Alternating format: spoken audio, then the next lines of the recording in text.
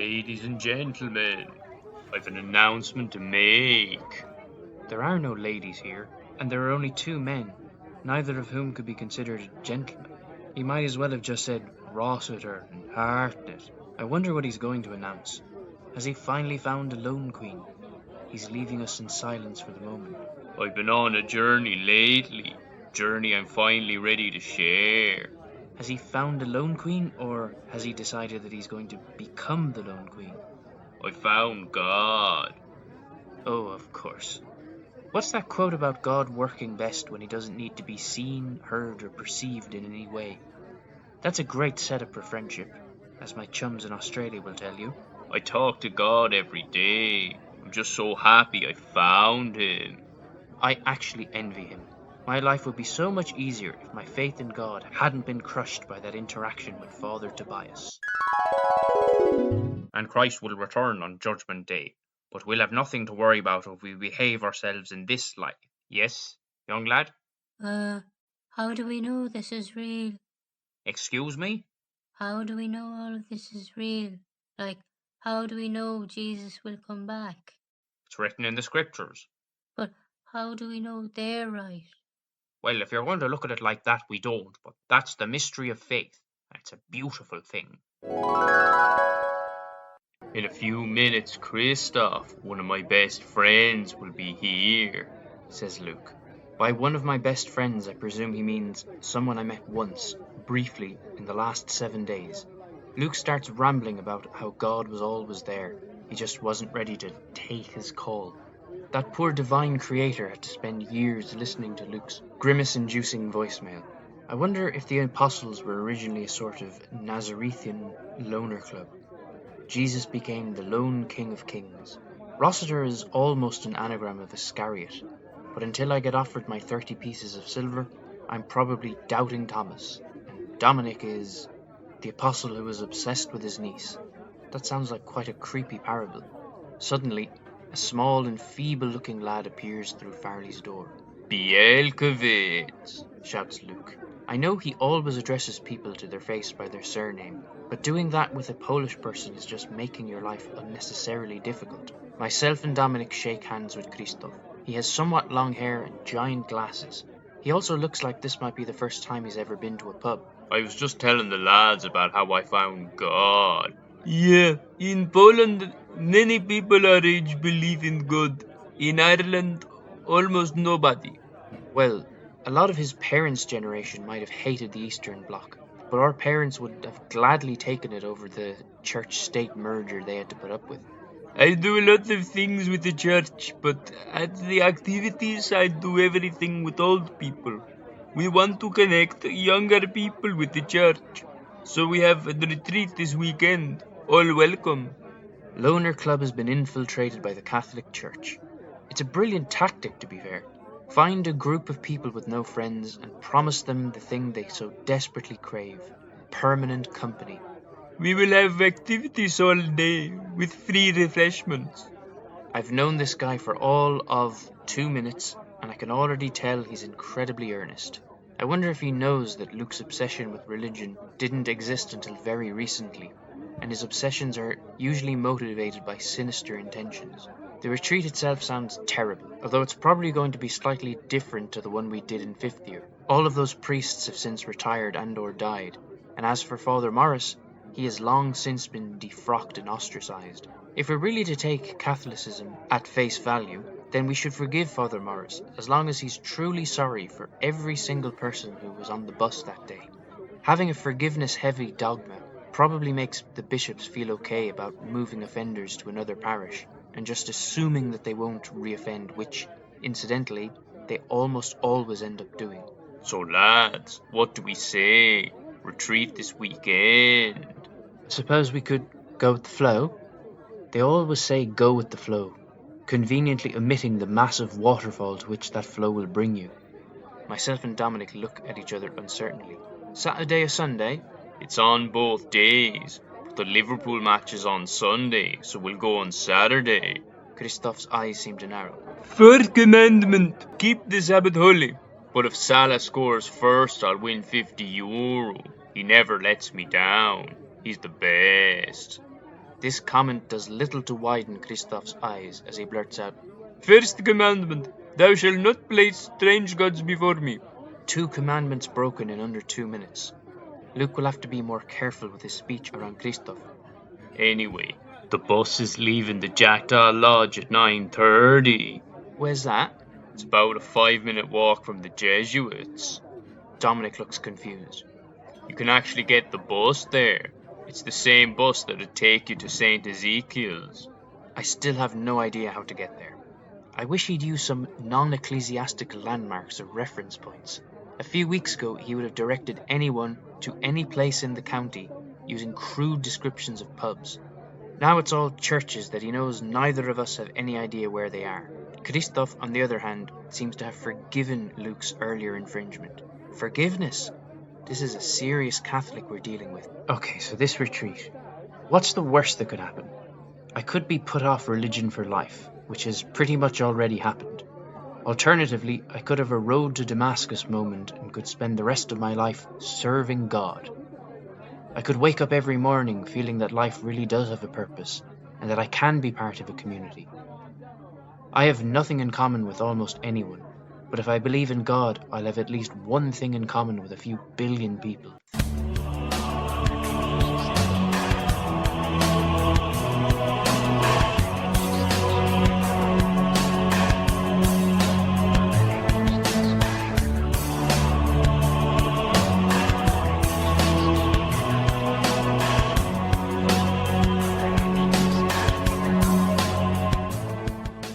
We've all made it to the Abbey for 10 a.m. tea and coffee. Remember, this might be my only way of being an insider. I'm going to approach the day with as much of an open mind as my experiences with religion will allow me. Apparently these events used to have a cover charge, but declining numbers meant that they had to allow in the Dominic Hartnetts of the world. He has brought his patented thermos flask, the one that appears as soon as he hears the phrase free refreshments. He has already filled it with about 40% of the available tea. We're quickly guided into a room, because the first talk is due any minute. Okay, open mind. What did you think about the talk? Christoph asks me. I think I was trying to remember the surname of someone I met at a summer camp when I was 11 while it was being read. It was definitely McSomething. Anyway, it was very interesting. How you can apply it to your daily life? He asks me. Here. No one told me there'd be an exam afterwards. Okay, when it boils down to it, Catholicism is just a list of things you should feel bad about doing. In today's world, it's easier than ever to sin. Each day we need to make a conscious effort to resist the temptation. Exactly, says Christoph. That was easy. Maybe I finally found something I'm good at. Religion. The key, it seems, is to suspend your disbelief. The next talk is in 10 minutes. I just have to meet one of the priests for a moment, Christoph says before waving goodbye and disappearing. Luke very deliberately waits for him to exit earshot before turning to us and saying, Lads, first row on the right is Magda. She reads the prayers of the faithful. Finally, it all makes sense. I knew there was an ulterior motive. I just thought he'd take longer to let it slip. What about the commandment about coveting your neighbour's wife, I ask. I make it seem like I'm actually surprised this was all a ruse. She's not married, so she's no one's wife. Plus, I'm not coveting her. I just want her number. I feign belief in his words. Luke hushes down as he notices Christoph returning. He was busy. Bielkowitz. Rossiter was asking if you know the girl who reads the prayers of the faithful. This is low. I don't know if it counts as him bearing false witness against me, but it's low nonetheless. What is her name? What did you say, Rossiter? Magda, was it? Is this why he invited me? To use me as a vessel for his improbable lecherous endeavours? Yes, I know her. She's Polish. Rossiter wants to add her to her WhatsApp group. I'll need several talks about forgiveness to get over this. He's the one who started all this religion stuff. He should at least take ownership of his ulterior motive. What kind of group? A prayer group. Barely living on a prayer group, perhaps. We will talk about this later. Come on, the next talk is about to start. It's finally lunchtime. Refreshments are free, indeed. Lunch, however, comes at a cost. €10.50 for steak and vegetables. You said free refreshments, says Dominic. Yes, and you had plenty of them. Now it's lunch. I'm not paying $10.50 for lunch. There's free bread. Dominic looks peeved. There'll be some wine and wafer available later, so he just needs to live on free bread and thermos tea for a few hours. We get our food and Luke tries to maneuver his way to the Polish table. Krzysztof was right. There are a lot of young Poles here. Teenagers, people in their 30s, babies, everyone. There's one huge guy. I suppose I could nickname him the Barge Pole. A magnificently awkward seat steal means Luke is sitting right in front of Magda. We join his occupation of Polish territory. Luke takes everything in for a second before aiming some words at Magda. Steak. Excellent choice. It was the only choice. Nice. I'm Luke, by the way. Nice to meet you. I'm Magda. Nice to meet you. She immediately returns to a conversation in Polish. Luke checks the time on his phone, realizes he's working against the clock, and has another go. We're in a prayer group. Very good. I'm no expert in flirting, but I would say this is going appallingly badly. Do you want to join our prayer group? I'm actually leaving now. I have to get my seat for their readings. But you've barely eaten any of your steak. I have to go. See you. Are you just going to throw that out? Magda is totally taken aback by Dominic's question, but manages to put aside her unease and hands him her plate. This is a great setting for Dominic. He can take advantage of the love your neighbour atmosphere to scab food from Good Samaritans. That parable might have ended differently if the beggar had been starving due to his own thriftiness.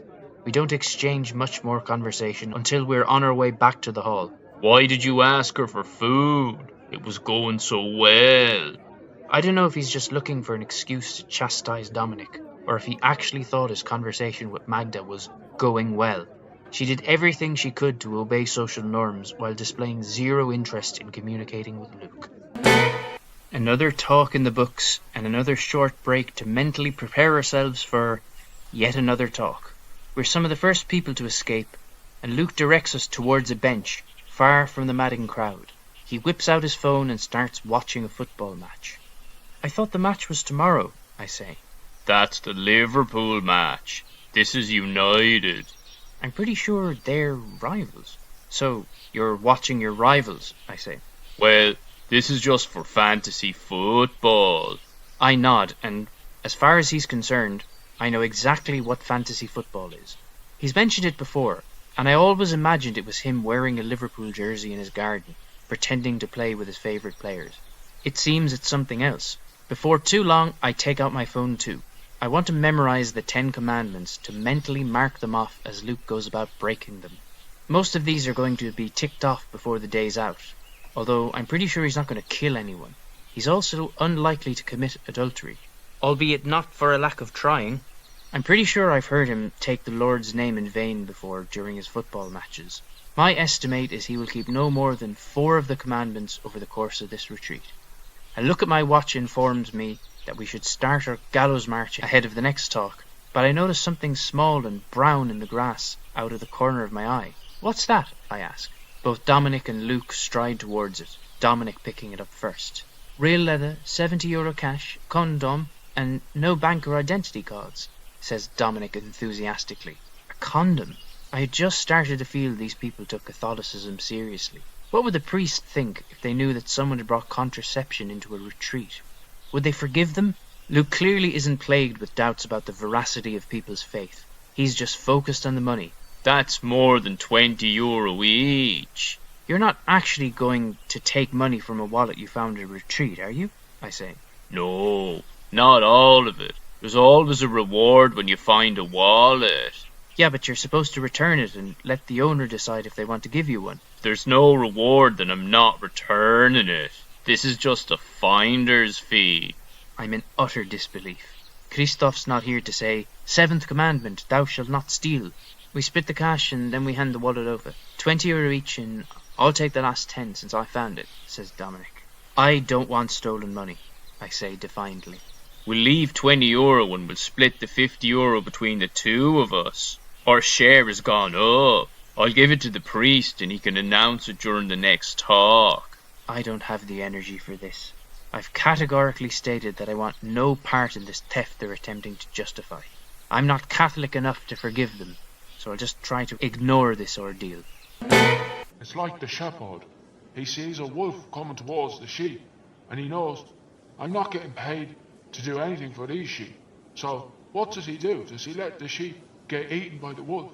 No. If you're a shepherd, you save the sheep, because you're the protector. This is tedious.